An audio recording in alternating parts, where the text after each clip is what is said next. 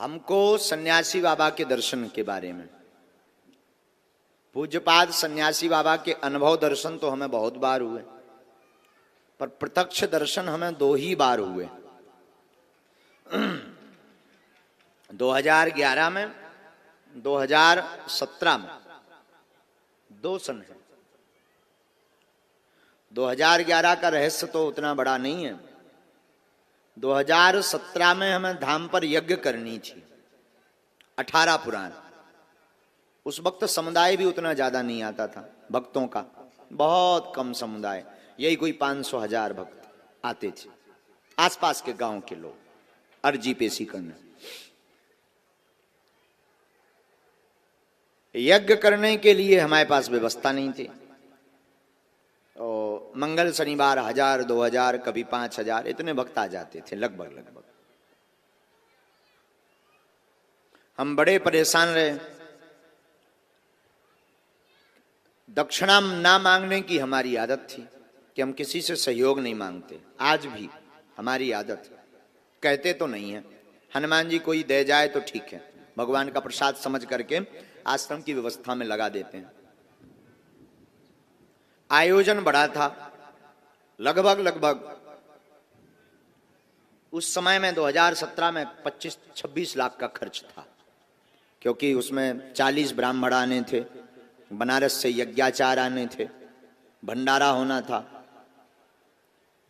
गांव के लोगों ने पुराण आदि ले लिए, यज्ञ शुरू हो गई जैसे तैसे करके, उठापटक करके। बिल्कुल सत्य चर्चा बता रहे हैं। पुराण शुरू भय होना तो बीच में ही गांव की और आसपास के भक्तों की मीटिंग बैठी कि हर वर्ष यज्ञ में बूंदी का प्रसाद लगता है, इस वर्ष पूरी सब्जी का भंडारा होगा। और हमने जो एटीएम ऊपर फंसाओ तो वो बूंदी को फंसाओ, तो जो अर्जी लगाई थी कि बूंदी का प्रसाद लग जाएगा, निपट जाएगा। अब पूरी सब्जी में खर्च सीधा डबल हो जाता है। अब राम जी बड़े चिंता में। यज्ञ के 8 दिन निकल गए, 9 दिन की यज्ञ थी। 8वें दिन हमारे पास में मात्र 20,000 रुपया, मात्र 20,000 रुपए हाथ में।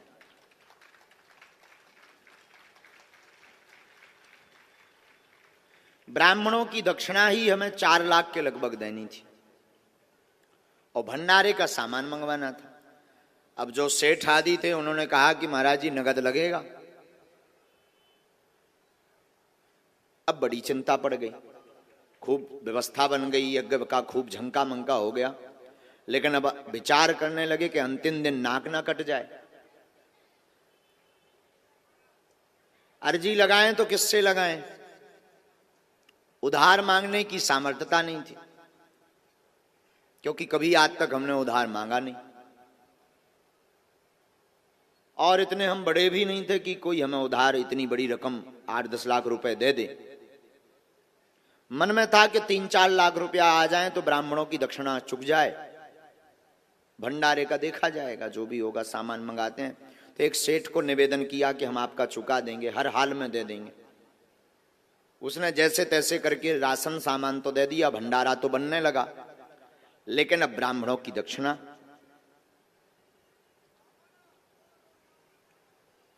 पूरा दिन चिंता में हमारा बीता।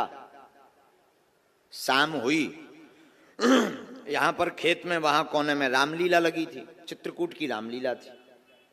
18 पुराण सामने, जहां पर जिगजैग बन रहा है वहां 18 पुराण बैठे थे। और जहां पर यज्ञशाला बनी बड़ी वाली, छोटी छोटी वेदियां बनी 251, यहां पर राम कथा का मंच लगा था। हम राम कथा कर रहे थे स्वयं।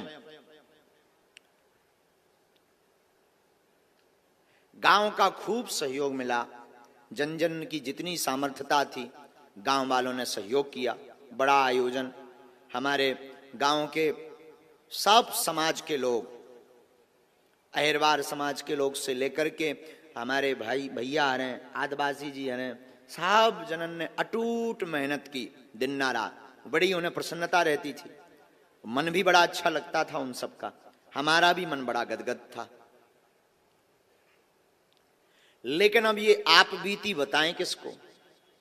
बड़े बड़े जो लोग थे तो वो तो नाम के रहते हैं, मांग ले अगर उधारी, सोने मोह मंगोरा सो फुला के भग जाने। तो मन में था कि अब करें तो करें क्या। पूरा शाम कल दक्षिणा देनी है, 20,000 रुपया हाथ में है, दक्षिणा 4 लाख देनी है, और दूसरे दिन सुबह ब्राह्मणों को जाना है, और दक्षिणा नहीं देंगे नाक कटेगी, थू थू होगी, ब्राह्मण गाली देकर जाएंगे। अब रोने के अलावा हमें कुछ नहीं आवे। विचित्र बात यह कि पर्चा और पेन कागज उठाएं सो अर्जी ना लगे।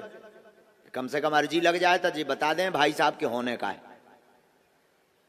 पैसा की व्यवस्था होने के नहीं होने, तब पहले ही हाथ पांव पकड़ लिये बामनन के हमारी नाक बचाओ, सो अर्जी ना लगे। सबकी अर्जी धड़ाधड़ लगे, हमारी स्वीकार ही ना होवे।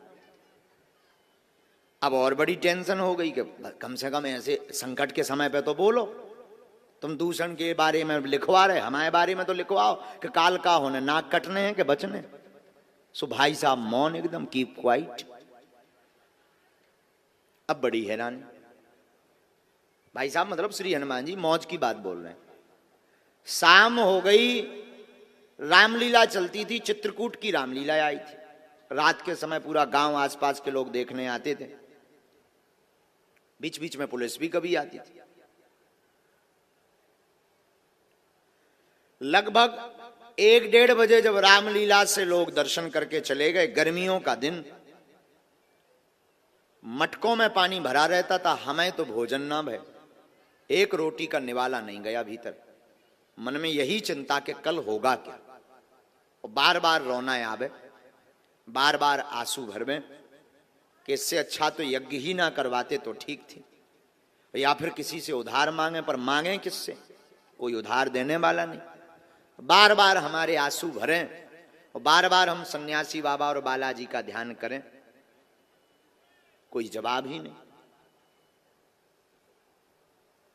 रात के 2 बज गए, 2 बजे तक कोई व्यवस्था नहीं बनी, तो अब हम एकदम तड़फड़ाएं। एक झोपड़ी बनी थी, एक कमरा में जाएं, बार बार रुपया गिने, बार बार हैरान हों, तो रुपया 20,000 के 20,000। अब एक कौन ऐसे आए कि चलो भाई बड़ा जाने, रात भर में पेड़ हो आए सो बड़े आए, 20,000 के 20,000। रात के 2 बज गए तो कोने में हर जो नीम के पेड़ लगे हैं, अभी भी मंदिर में लगे हैं, मंदिर के नीचे में जो नीम के पेड़ लगे, इन पेड़न के नीचे जो है पानी के मटका भरे थे, पानी के मटका। मारे आवेश के हमें अंदर ही अंदर गुस्सा भी चढ़ी, रोबो भी आ रहा हो मन ही मन के, अब कीपे रुपया मांगिए, इतने रुपया एक रात में को दे दे, 4-5 लाख रुपया चाहिए। पानी को मटका लो, गर्मियन के दिन से ऐसे ही मटका को पानी डालो, नहाओ। एक छोटो सो मटका नल लगो, नल से भरो। सब लगभग सो गए थे, 2, 4, 6, 10 जने जग रहे थे। उन्हें सब पता तो कि रात बिरात महाराज जी पूजा करने जाते रहते हैं। मटका में पानी भरो और मटका हाथ में लेके बागेश्वर मंदिर की सीढ़ियां हम चढ़ने लगे। और जैसे ही 4 सीढ़ी चढ़े और 5वीं पे पैर रखो, सोई सन्यासी बाबा बोल गए, और मंदिर से गर्जना के साथ आवाज आई कि तुम चिंता मत कर, सुबह तोरी व्यवस्था हो जाए यज्ञ की, जा।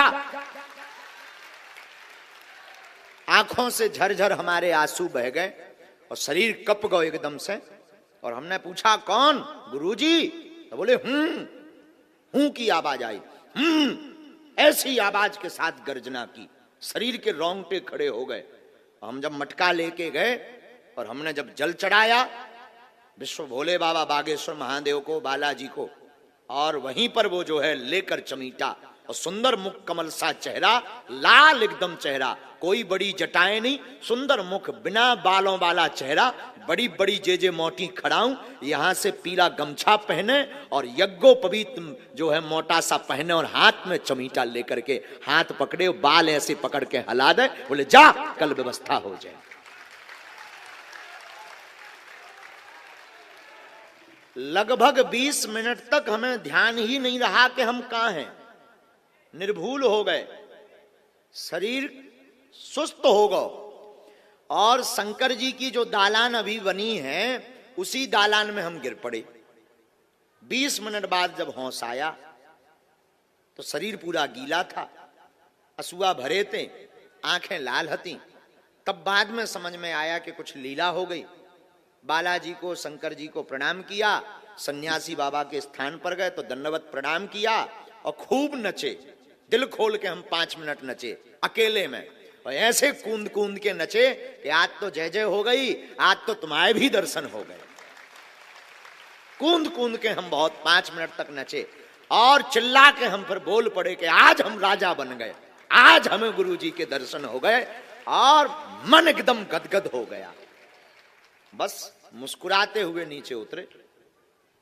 1-1.5 घंटा तो नींद ही नहीं आई। वो छवि बार बार, वो मुख, सुंदर सा मुख, एकदम लाल श्वेत, बढ़िया बिना दाढ़ी का चेहरा, वो सुंदर कमल सा चेहरा, वो मोटी खड़ाऊ, इतनी ऊंची खड़ाऊ, और यहां से पहने वो गमछा और मोटा यज्ञोपवीत और 8-9 फीट का लंबा चमीटा हाथ में और बड़ी बड़ी आंखें, और मुस्कुरा करके भौएं वो टेढ़ी जब हमने देखी, अद्भुत। शरीर में रोमांच। 1.5 घंटे तक निर्भूलता रही शरीर में। 4, 4:30 बजे हमारी नींद लगी, सो गए। सुबह 9:30 बजे हम सोकर उठे तो एक नई बोलेरो गाड़ी आई, उसमें से व्हाइट शर्ट पहने और ब्लैक पैंट पहने एक व्यक्ति उतरा। तो हम तो बैठे थे, 11:30 बजे नहा धोकर पूजा पाठ करके आज तो हम खुश थे, गुरु जी के दर्शन एक तो रात के। अब बता तो कोई सकत नहीं है कि रात के का होगा। रात को एक तो दिव्य दर्शन भय, ऊपर से उन्होंने ये कहा कि नो प्रॉब्लम, चिंता नहीं करना है, तो और मन में उल्लास। अब ये चिंता नहीं थी, अब ये था कि अब गुरु जी करें का। अब ये था कि पैसा कहां से आऊ, जो देखो को लेके आऊ। अब जा भर मन में हर्ष हतो और कोई टेंशन ही नहीं। तो 11:30 बजे हम आके पीपल के पेड़ के नीचे बैठे। हम पीपल के पेड़ के नीचे बैठे, एक बोलेरो गाड़ी आई, उसमें एक व्हाइट शर्ट और ब्लैक पैंट पहने एक सज्जन उतरे। तो 400-500 लोग ऐसे ही सामने बैठे थे। हम सोफा, एक छोटा सा टेंट का सोफा था, उस पर हमारी आसन लगी थी। हम आके बैठ गए नहा धोकर, सबको हमने प्रणाम किया। तो 400-500 लोग ऐसे ही बैठे थे, सबसे हम मिल रहे थे, सब अपनी अपनी बात बता रहे थे। वो जो सज्जन व्हाइट शर्ट और ब्लैक पैंट पहने आए थे, एकदम अच्छे कपड़े, बहुत सुंदर से कपड़े, वो आके बैठ गए। हमने पूछा कि बताओ भाई कहां से आए हैं, तो उन्होंने बताया कि हम झांसी से आए हैं। हमने कहा वाह। हमने कहा बहुत बढ़िया, बिराजो। हमने कहा प्रसाद पाया आपने? बोले अभी नहीं, हम बाद में पाएंगे। एक बैग वो काला लाए, बोले ये गुरुजी हमारे, आपने कृपा कर दी, हमारा भाई जेल में था और आपकी कृपा से जेल से निकल गया, 3 साल पहले अर्जी लगाई थी। अभी बात सुनना, हमें लगा कि हम ऐसे ही आशीर्वाद बांटत रही दिन भर। तो कहा ये बांटता हो 3 साल पहले, हम तो बांटते ही रही था आशीर्वाद। अब इवन का को भी आओ हम तो कह दी जा भलो हो, भगवान लाज रख दे, हम की हो सकत भलो होगो। हमने कहा अच्छा भाई का नाम क्या है? बोले वो सब बाद में बताएंगे, बैग लो आप। हमने कहा क्या है? बोले यज्ञ के लिए कुछ सहयोग है। हमने कहा कार्यालय एक तिवारी जी हते, बिजावर वाले विजय तिवारी जी, बे हते खातेदार।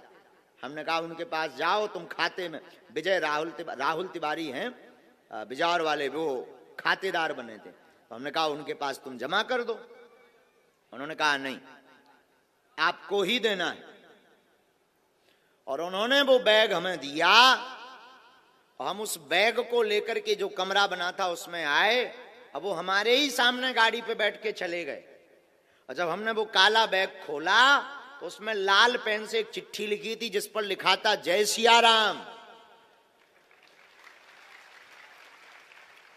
और जब नोट गिने तो 4,98,000 रुपया उस बैग में मिले।